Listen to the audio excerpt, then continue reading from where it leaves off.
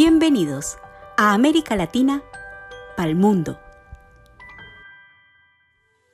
Hola, bienvenidos al ciclo de América Latina para el mundo. Estamos haciendo un ciclo de entrevistas desde Estados Unidos. Mi nombre es Denise, Reddy. Y soy Sixela, Ametller. Desde California, Estados Unidos. Esperamos que nos acompañen a través de las redes de Universo MOLA. Vamos a estarle trayendo conversaciones con diferentes personas, influencers, diseñadores, personas del mundo sustentable acá en Estados Unidos. Así que esperamos que lo disfruten. So we want to start asking you who you are, like what are you doing, why you start to be interested in the fashion world, a little bit about your story. Hello everyone, my name is Constance Smith. I am a second generation born. My family is from Honduras. I have been in the plus size industry modeling for quite some time now. I will say now in the past like 2 or 3 years, my career has definitely started to pick up and take off. But from the beginning, from birth, I have just been a very strong and set in my ways type of person. My Instagram handle is Luna Modela. I actually received the nickname Luna from my grandfather because from when I was a baby, he picked me up and he looked at me and he was like, "Ella siempre está de Luna." Like, and Luna just stuck from there. But it also plays into just the different types of modeling, because I'm not just doing like commercial or editorial. There's just different aspects, and I feel like when the moon goes into different phases, it shows different sides, and you can relate to people in different ways. But I've definitely been on a big push to just embrace the natural body, the natural look, loving yourself no matter, you know, what size you are, because my weight does fluctuate.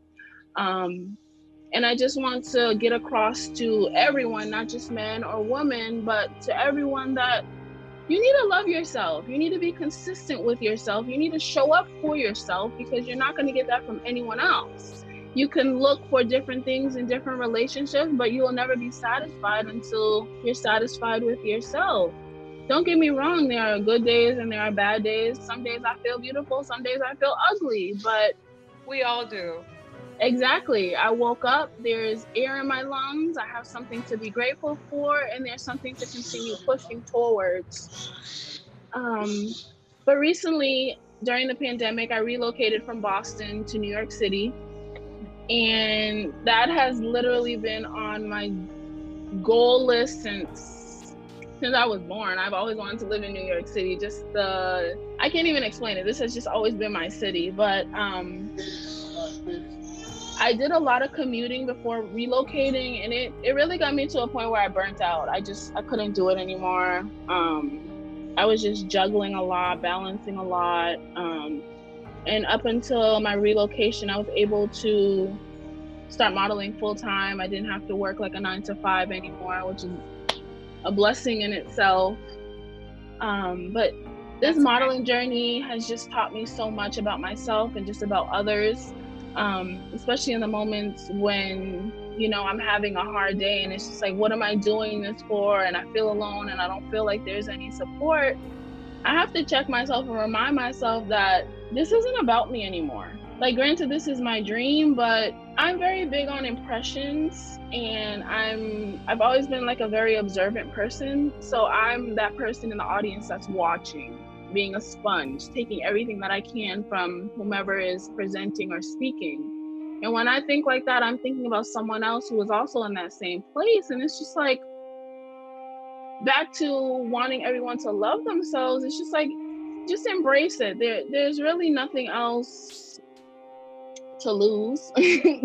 Definitely. And it's that like that little drop you leave in someone else's art or experience or life, where you can really make a difference, right? Exactly. And that's just what I'm finding out to be my purpose. Like I want to leave a legacy. Granted, you know, so many people look at me and they say that I'm a source of inspiration. I want them to inspire themselves. I want them not only to look at me as an inspiration, but to look at me and see that I've done something that they want to do, or, you know, just be inspired or motivated to do something for themselves and go off and do it. So we want to like deep on the career modeling later on, but we would like also, since this movement is based in Latin America and we want to promote the Latin America values, we want to know for you, your experience being raised in the US for a Latin family. How was it? You know, you growing up, have you been in Honduras? How is that this experience for you? I feel like I've had the best experience. Granted, I get a lot, like when I first started using the term afrolatina, I got a lot of backlash from it, especially from like, you know, my cousins and my family. They're like, why are you using that word? That's just a new catchy word, this, that, and the fourth. But honestly, I feel like I resonated more with it.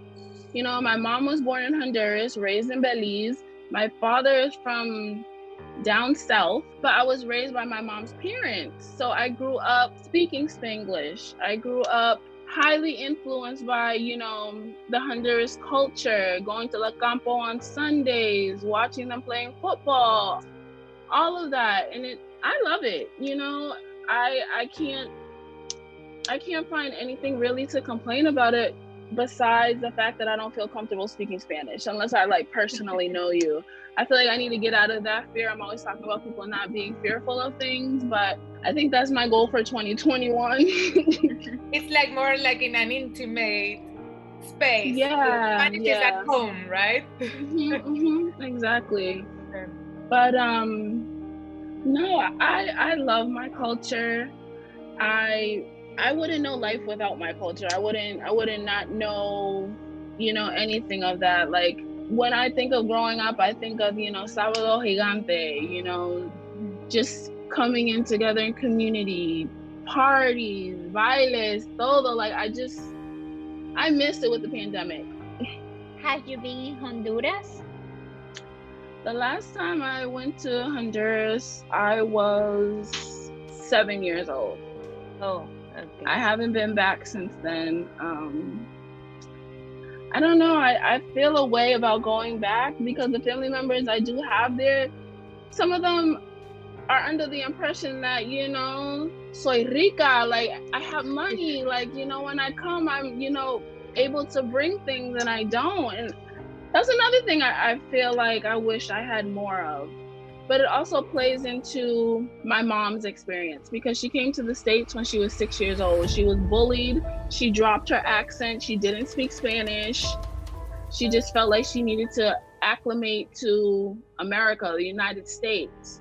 Granted, if it wasn't for my parents, I wouldn't know any English. I wouldn't know any Spanish if it was left onto my mom. But there was really no push. Like, I know I went a lot when I was younger, and then when my grandfather passed, there wasn't any more talk of it. Like no one else had a push to want to go. Well, on the to-do list for once COVID is over. even in COVID, I can't even deal with this anymore. I'll take the precautions that I need to take care of. Okay, so I wanted to ask you, do you define your identity on a certain way? How would you define your identity? I would just identify myself as Afro-Latina. If someone wants more information, which they usually do, they see my skin tone, they see I'm a little darker. So, you know, I have to go through the breakdown list. Oh, do you speak Spanish? Say something in Spanish. Let me see if you can, you know, keep up in conversation. And that it's traumatized me. It's like, why do I need to prove myself, you know? Yeah. Because I come across so many people, no matter like which generation they are into coming to the States, everyone has a different experience. You know, there are a lot of even, you know, like first generation that don't speak Spanish. A lot. The story you said about your mom, I heard it so many times from many countries of the world. Mm-hmm. They got bullied because of their accent, because of whatever. And of course, the response of a child is, I hate that country. Right. I'm a US citizen now, so mm-hmm. So she completely brushed it off, and it was just any talk of it. No, like even though you speak to her in Spanish, she'll respond in English. Yes, that's, you know, for since, you know, the time when your your mother came, it was a thing here, no?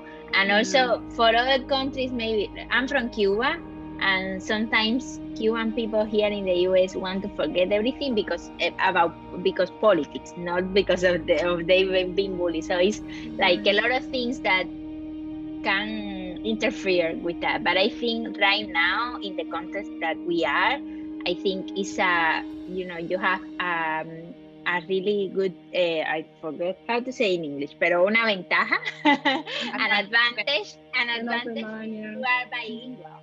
Because I think, a lot of people right now speak Spanish, and I think it's about, the time. Right now is good. You're not bullying if you have accent. Sometimes, yes, you have.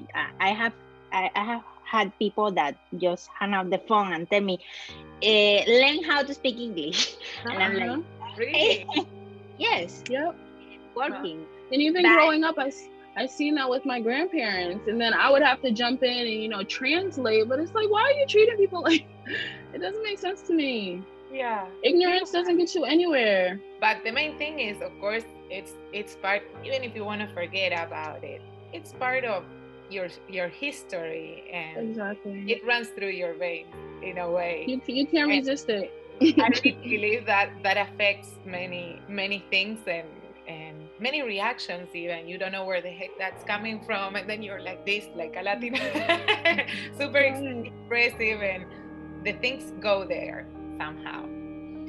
So you were telling us before a little bit about your career. Of course, we want to know more details, and we wanted to ask you, were there any challenges that you want to share an anecdote maybe about any challenges you faced when purchasing clothes specifically? Well, I've always had issues with purchasing clothes because I'm 5'10", so I'm more on the taller side. So a lot of things, are short, very small, high waters. Yeah. My grandmother taught me how to tailor my clothes ever since I was younger. Nice. So, some issues that other larger women or larger people have with shopping, I can't really say I experienced, because whenever I seen something that I liked, I was like, okay, let me work this to fit me. It wasn't a matter of, I go in a store, there's nothing that there to fit me, nothing I like. I'm upset, so I'm wearing, black sweats every single day. No, I have my style. I love my style because there's just no limits. I don't stop myself from wearing something because I'm feeling bloated a day, or I'm or anything of that sort. So I just have an open mind with style. Would you define it in any way besides, of course, afro-latina, but would you define your style in a certain way? I can see you like color. I love color. I express myself in color. I am very big on chakras and aligning myself. Oh, nice. Recently, I've been attracting to the color of yellow. So I got yellow roses. Oh, I see them. Beautiful. And then I'm sitting there and something's telling me to search what, the yellow chakra means. And it's about self-esteem. It's about a lot of issues that I've been dealing with, just, like control issues, low self-esteem, just beating. I tend to beat on myself a lot. Like I'm my biggest critic. Solar plexus. Yeah, solar plexus. I'm just in amazement because I have such a strong attraction to color, and the color always represents how I'm feeling. And it's just a reminder, like, never question myself, never question my intuition, because it's always right. But yeah, that just, I love color therapy, anything related to color. I love color because I grew up and my grandmother and my mom never wore color. They felt like a larger sized woman shouldn't have color on. I'm like, why are you hiding yourself? You're beautiful, come on. So we wanted to ask you, of course, we work with a lot of brands, Latin American brands. And we wanted to ask you if you have any piece of advice to give them to be more inclusive, because every country has its own laws and rules. For example, in Argentina, a law has been pushed 2 years ago to be more inclusive. That was forcing the brands to be more inclusive, because really, if you were like medium to large, there were many brands where you couldn't get clothes. So would you have any piece of advice for brands to be more inclusive? Any ideas? I always get asked this question, not so much about Latin America. Latin America, that's a whole nother. And it's so huge. That's a whole nother fight. That's a and whole we're so nother different. It's huge. I mean, Cuba from Argentina, it's like India from Russia. It's so far away. We speak the same language. Republic compared to Mexico, it's like and day and night. So many cultures in the same region, so it's different. It's different, but it's also similar to this industry. I would just say that if any action is taken, just for it to be a genuine action. Don't do it because, you know, you're trying to fulfill a need needs to be fulfilled, but don't make it because there's a trend. There's always going to be larger bodies. There's always going to be smaller bodies. You want money, right? Add more sizes. And honestly, even if a brand decides to become more exclusive and extend their sizes, that gives someone who's smaller and wants a looser feel another option. It's not specifically for someone who's bigger. Like when I go to the store, which is now I'm starting to lose a little bit more weight, but it's becoming a little easier for me to find tops and jackets that fit me. I don't want everything to be tight. I like space. I like room. You know, everything doesn't have to be a fitted look. Like sometimes I just want to breathe. Yeah, of course. But I would just say for it to be a genuine action, and I don't understand. I'm confused about this whole inclusion nonsense because I don't understand why in 2021 we're still fighting for this. Yeah, we're still asking to be seen, and it's like as far as sizes, skin complexions, like even to describe an afrolatina or even to describe a Latina, the color ranges. It's not just, you know, one specific look. Yes, you know, media has portrayed, you know, that Latina to be fiery and curvy and, you know, just passionate, but there's so much more behind that. Like, yes, that's one look, but not everyone fits into that. Not everyone looks like that. No, and it happened too many times to me, and I know to other Latinas too. Like, you're Latina, and they put a funny face, and you're like, yeah, I am. Mm-hmm. Like, why you're not curvy? You don't have a bubbly personality. Not at all. Some of us are very chill, and we like to, you know, write poetry off on the side, or, you know, we want to be doctors and astronauts. Like there's just so much more than to being portrayed as like the housewife, the sexy housewife. Definitely. And I believe, at least that's my point of view, that all the sustainability movement, and of course it has a lot to do with inclusion too, because to be sustainable is to be inclusive as well. Exactly. Yeah. I definitely love the push for the sustainable movement. It wasn't till, because at one point I was a brand ambassador for fast fashion, but I just seen that, you know, I wasn't appreciated. So I'm not going to feed into a brand that's not even, you know, appreciative of what I'm putting into the brand, and just acknowledging that, you know, this is our money maker. This is who is bringing in money, but we can't show it on a bigger mass because we're scared of the backlash, because people are projecting their hate because they don't love themselves. Well, you were, I listened to a podcast that you did. You have the link in your Instagram bio, and I love what you at the beginning you were talking about self-love, and I love in that podcast your definition. So I would like to ask you that now. Like, what is self-love for you? In the podcast you say that it's loving yourself in the bad days, and I love that. But yes, my sister, that was my sister's podcast. Yeah. Oh, okay. So yeah, that's my sister's podcast. She just started it. But no, self-love is loving yourself on the good and the bad days. It's when you can't stand the sight of yourself in the mirror, go and look in that mirror and find something good that you like about yourself. Because just from personal experience, you know, be it career, personal, like intimate relationships. I fed in so much to it and was expecting something in return. And I had to like really check myself, because it's like, why am I looking for these certain things from people? Am I giving that to myself? No, then I need to work on myself before I can, you know, go and have high expectations from other people. Self-love is just embracing self, you know, regardless. I don't like to feed into like the body positive movement, or, you know, what's becoming the self-care, self-love movement, because this is me on an everyday. This isn't just, you know, a trend that I want to jump on or anything of that sort. Like if you ask me this question today, if you ask me the question 10 days ago, I'm gonna have the same answer. You have to love yourself. You have to be consistent with yourself. You have to show up for yourself, because no one else will. I don't know. You just have to love yourself.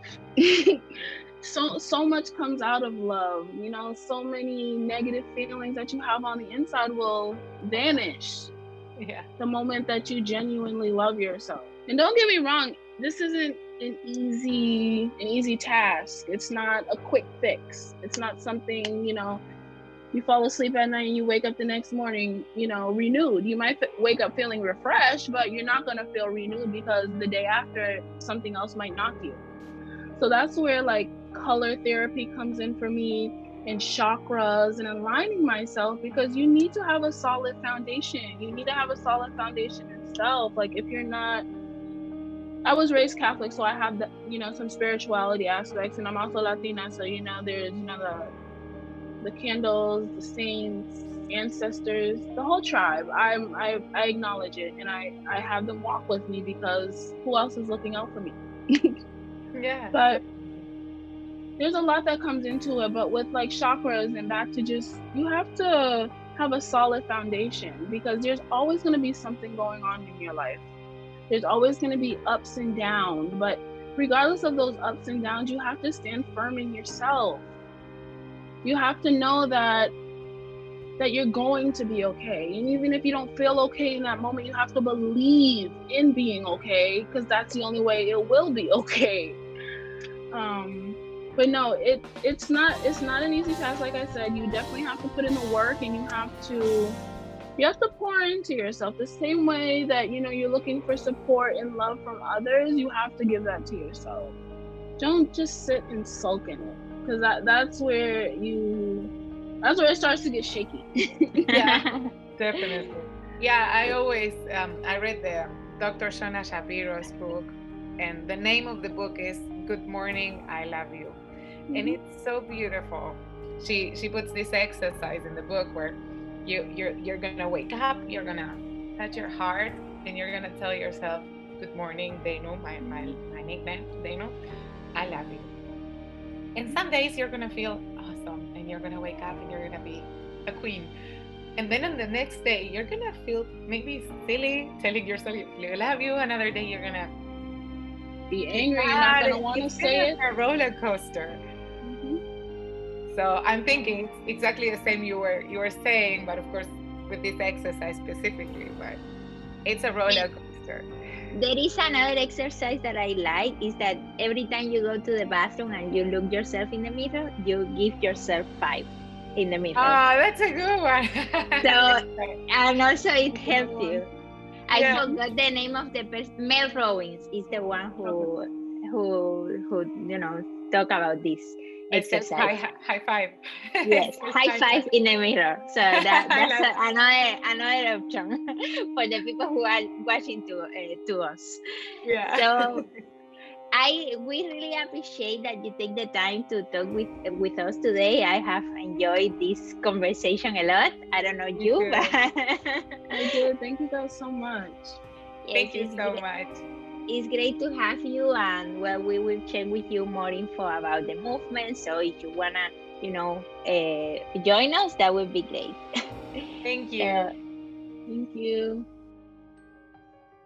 Universo MOLA, comprometido por una industria ética y justa.